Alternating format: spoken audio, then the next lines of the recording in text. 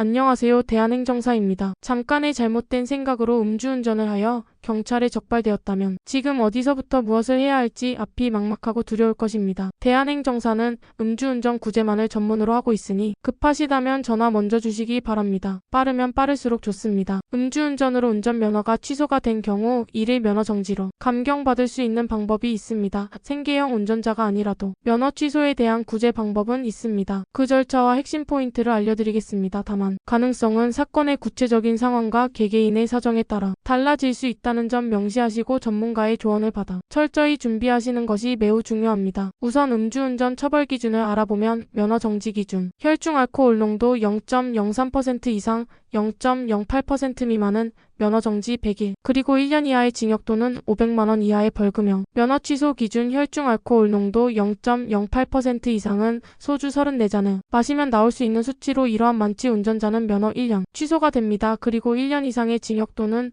500만 원 이상의 벌금형. 또한 음주 측정 거부 또는 2회 적발 시에도 면허 취소가 됩니다. 음주운전으로 면허가 취소된 경우 면허 정지로 감경받기 위해서 다음과 같은 절차를 통해 행정심판을 청구해야 하는데요. 처분 통지서를 받은 날로부터 90일 이내에 신청해야 하며 기간을 넘으면 억울해도 어쩔 수 없습니다. 기간은 꼭 지키셔야 해요. 좀 더 유리한 조건이라고 할 수 있는 분들은 초범이거나 혈중 알코올 농도 0.08% 미만은 감경 가능성이 있으며 사고 없이 단순 적발일 경우이며 꼭 생계형이 아니라도 개인 사정이나 가족 부양의 이유 혹은 건강 등을 자세히 소명하면 어느 정도 가능성은 있습니다. 국민권익위원회의 온라인 행정심판 시스템이나 우편 방문 접수를 하시면 되는데요. 여러 가지 서류들이 있습니다. 행정심판 청구서, 음주운전 적발 당시의 처분서, 그리고 양형자료인 반성문과 탄원서는 기본이며 가족관계 증명서나 재직증명서, 소득증빙과 감경의 필요성을 입증하는 여러 가지 자료들, 가족 부양, 교통편, 미비, 건강상의 문제 등을 입증하는 자료를 준비하시면 됩니다. 생계곤란, 가족부양 책임 등도 구체적으로 언급해야만 심판위원회 판단에 긍정적인 영향을 줍니다. 그리고 반성문은 그냥 죄송합니다로 끝이 나면 안 되고 당시 상황에 대한 설명과 함께 음주운전이 잘못되었다는 점을 깊이 인식하고 반성하고 있다는 점을 충분히 어필해야 합니다. 또한 운전이 꼭 필요한 사정을 자세히 설명하고 향후 재발 방지를 위한 다짐과 노력들을 서술해 나가시면 됩니다. 접수 후 약 12개월 이내에 결과가 나오게 되는데요. 심판 결과는 3가지로 나뉩니다.